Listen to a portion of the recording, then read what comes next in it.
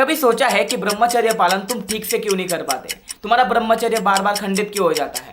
नहीं पता ना? तो चलो आपको एकदम इजी वे में समझाता हूँ दोस्त। अब अगर तुम हर चीज़ में ब्रह्मचर्य के बेनिफिट्स ही देखोगे, हर चीज़ में तुम दिन ही गिनना चाहोगे, तो क्या तुमसे लगता है तुमसे ब्रह्मचर्य हो पाएगा? इसलिए कहता हूँ दिन गिनना बंद करो, बेनिफिट्स देखना बंद करो, सिर्फ काम पे ध्यान दो। जैसे श्री कृष्ण कहते हैं कि तू कर्म कर, फल की अपेक्षा मत कर, वैसे भाई तू ब्रह्मचर्य पालन कर, बेनिफिट्स की चिंता मत कर, वो तो अपने आप तुझे मिल ही जाएंगे। ब्रह्मचर्य में सबसे ज़रूरी चीज़ होती है एक, जो है खान पान। हमारा खान पान बहुत ज़्यादा अच्छा होना चाहिए, लेकिन खान पान करते वक्त एक चीज़ याद रहनी चाहिए कि यह मोबाइल हमेशा हमारे आसपास नहीं रहना चाहिए, और कोई भी चीज़ जो हमें डिस्टर्ब करे खान पान करते वक्त उसे हमें फेंक देना चाहिए।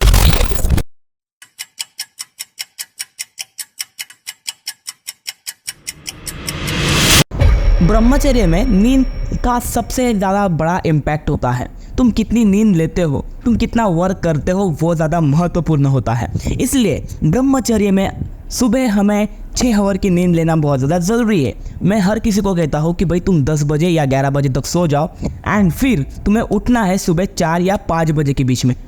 उतने वक्त में तुम्हारी बहुत ज़्यादा नींद हो जाती है एंड रहती है। अगर तुम्हें दोपहर में नींद आती है तो फिर तुम्हें करना क्या है, तुम्हें सिर्फ और सिर्फ 15 या 20 मिनट तक सोना है। ज़्यादा तुम्हें परेशान होने की ज़रूरत नहीं है।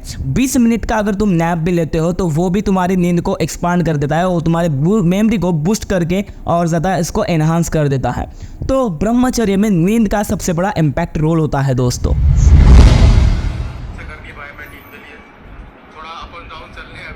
आज का है वेदर कि पता नहीं होगा नहीं होगा, तो कैसे कौन ऐसा क्या कर दिया जो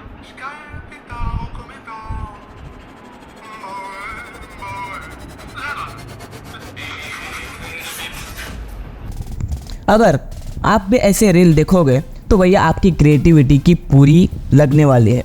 क्रिएटिविटी खराब करने के लिए रील देखो, अपनी माइंड को अनस्टेबल करने के लिए रील देखो। अगर दिन भर में ऐसे ही पड़े रहोगे, आपके 1 या 2 घंटे तो ऐसे ही सिर्फ स्क्रॉल कर निकल जाएंगे, और बाद में आपको रियलाइज़ होगा कि यार मैंने क्या कर दिया, मैंने ये कितना मेरा हावर्स वेस्ट कर दिया। यही चीज़ें आपको करनी नहीं है। आपको ये जो समय है वो आपको स्टडी में या फिर किसी एक्टिविटी या कुछ भी रहे, उन चीज़ों में आपको अपना टाइम, अपना वक्त, अपना कीमती वक्त देना है, ताकि आपका जो माइंड है वो स्टेबल रहे, फोकस रहे। क्योंकि आपके इमोशंस इस रील्स देखने से इनबैलेंस होते हैं। देखो, हैप्पी रील्स आएगी, आप हंसोगे, रोने लगोगे। अगर दुखी रील्स आई, सैड रील्स पर रोगे, यही चीज़ चलती रहेगी और आपके emotions with in a minute इतनी बार चेंज होते जाएंगे कि आपका ब्रेन उन्हें संभाल ही नहीं पाएगा और बाद में फ्रस्ट्रेट हो जाओगे और करना क्या है वही भूल बैठोगे।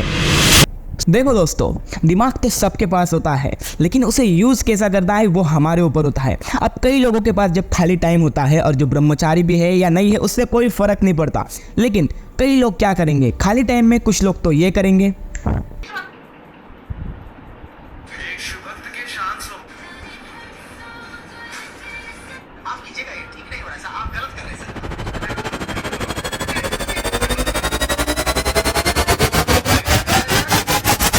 रील्स देखना।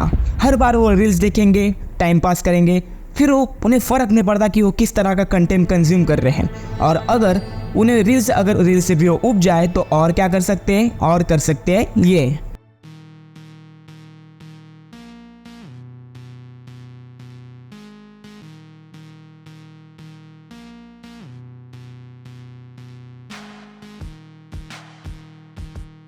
मूवी देखना। हर बार की तरह वो मूवी देखेंगे, टाइम पास करेंगे, अपने जीवन की अच्छी अच्छी कीमती और टाइम वो बर्बाद करेंगे।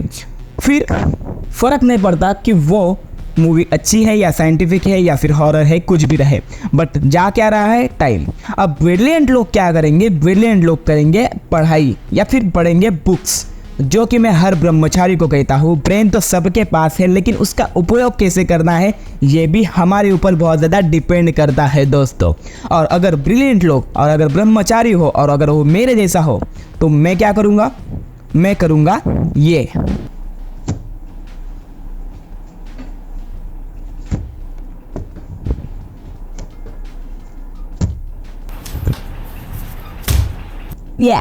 तो मैं करूँगा ये चीज़ें जिससे पढ़ाई से इतनी सारी बुक पढ़ने के बाद भी अगर मेरे पास कुछ नहीं बचता है तो मैं और ख़रीद लूँगा, क्योंकि मैं पैसा बर्बाद नहीं करूँगा।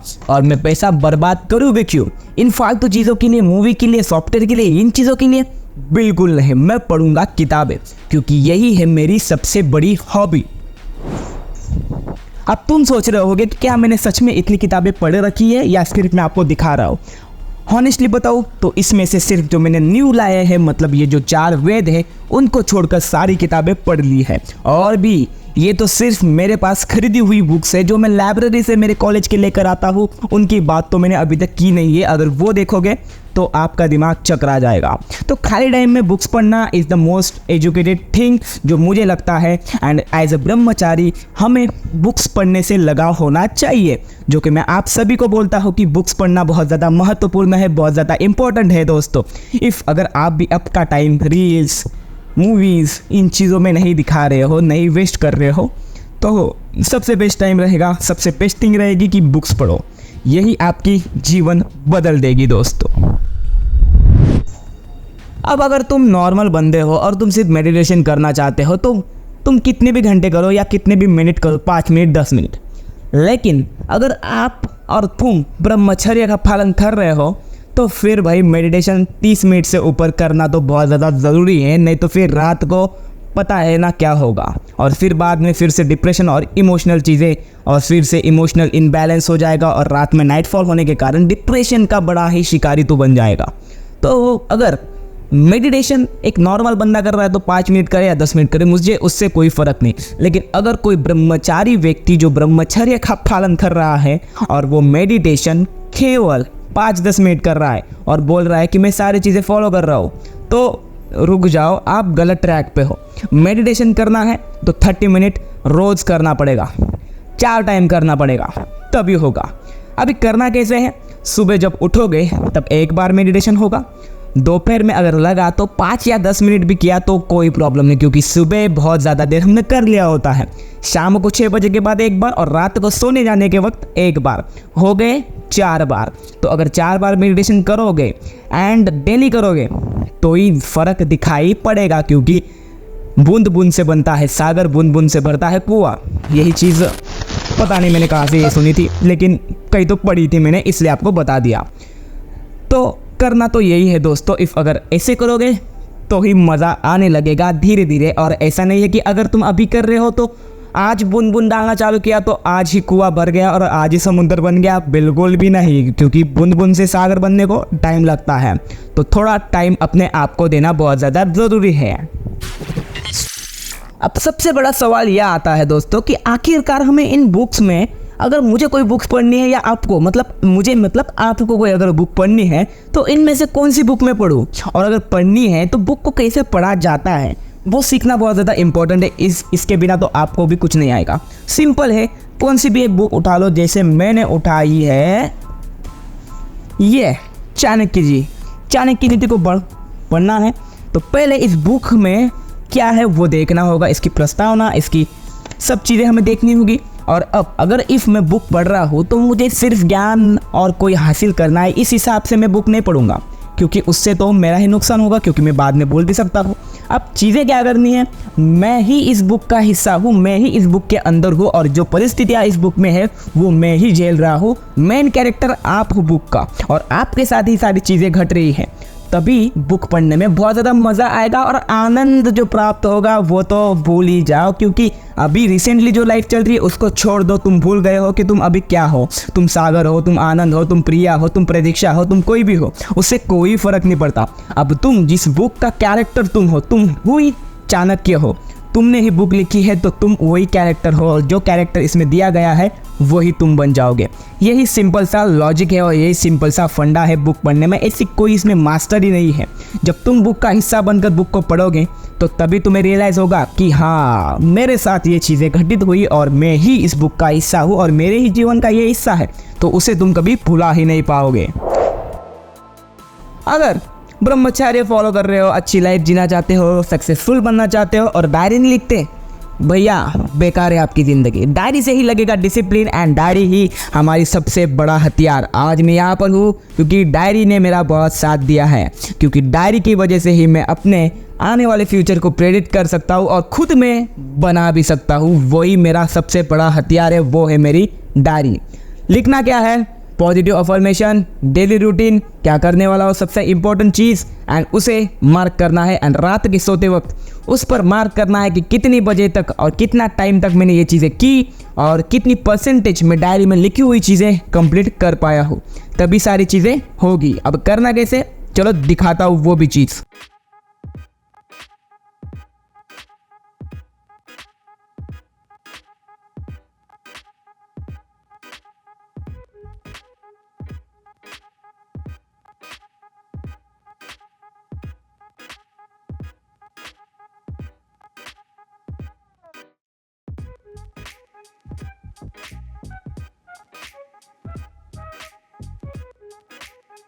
आज की वीडियो में बस इतना ही दोस्तों, और अगला वीडियो में और भी सारी चीज़ें डिटेल में बताऊंगा कि कैसे हमें एक ब्रह्मचारी को अपनी लाइफ बितानी पड़ेगी और इसको रहना पड़ेगा। एकदम अच्छे वे से बताऊंगा जिससे आपको भी वीडियो देखने में बोर ना हो, इंटरेस्टिंग लगे वीडियो उसी तरीके से जैसे आज की वीडियो बनी है दोस्तों। तो मेरे इस वीडियो को आपके सारे दोस्तों के साथ शेयर करो, मेरे इस वीडियो को लाइक करो, मेरे चैनल को सब्सक्राइब कर बेल आइकन को ऑन करना बिल्कुल भी ना भूलना। मिलते हैं अगले वीडियो में। हरिओम तत्सत।